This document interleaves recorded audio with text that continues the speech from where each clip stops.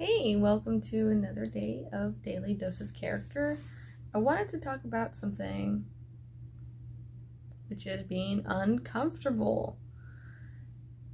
Sometimes we have to get humbled. There are times that we're doing things that are wrong, or there's righter ways of doing things. If you look on the book of Acts, specifically on chapter 9, it's when Saul was still persecuting Christians, and then God strikes him with blindness, from then which he then has to actually go up to someone who he was actively seeking to persecute and bring judgment upon. He then had to go up to that person to have his vision restored.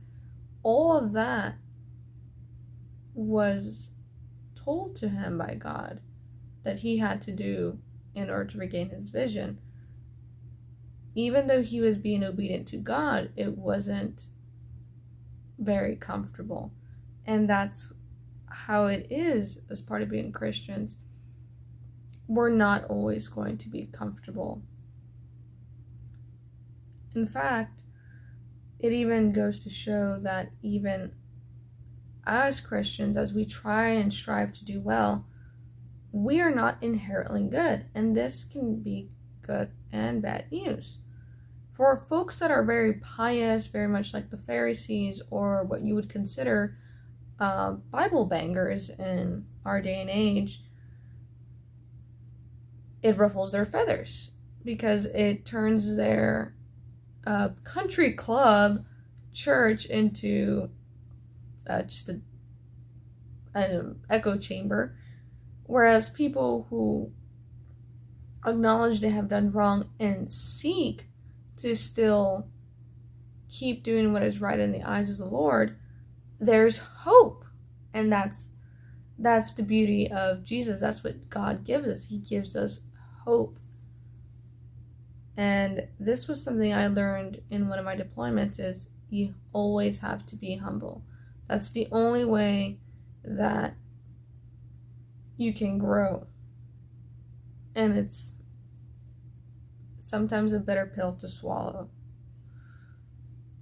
But I do have some good examples, is when Jesus was possessed by those demons, where the man even introduces, I am legion, for I am possessed by many. This was a man possessed by demons, but with Jesus, this man was able to become an evangelist. He shared all the gospel and the transformation of what Jesus had done for him. We also had the woman, the adulterous woman. She was just that, the adulterous woman. But with Jesus, she now became a witness. And circling back to that point of being overly pious, to the sense that we turn churches from places where people can gather to sharing that it becomes a country club, but also we don't want it to become, like the club.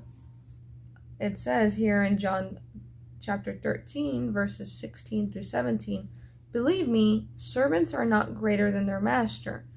Those who are sent to do something are not greater than the one who sent them. If you know these things, great blessings will be yours if you do them. So, for example, let's say the CEO of a company has tasked you with a role.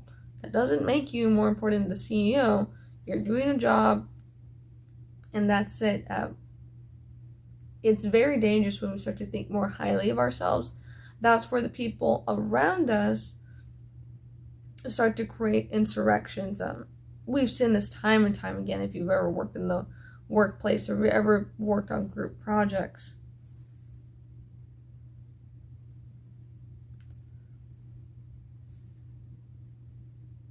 And going more into Acts 9, God even says, the suffering I have prepared for him.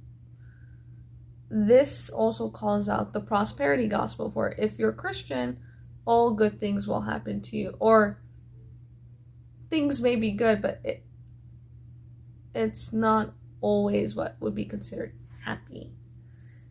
Knowing this completely, we need to establish ourselves on what's called joy. That is something that exists despite the circumstances. And a great acronym actually is Jesus, others, and then yourself. That's how we have joy. Whenever we try to get so wrapped up in ourselves, we kind of become a dead end, like where it says, like, manifest, bring things from within, let your inner light shine.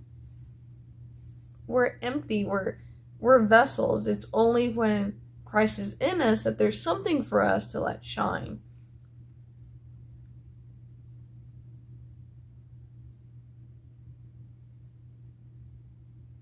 So I will go ahead and ask you all, try doing something that's uncomfortable. You can even reach for start it off easy by either like bringing in little candies for people that at work, or maybe even like donating things to different like charities.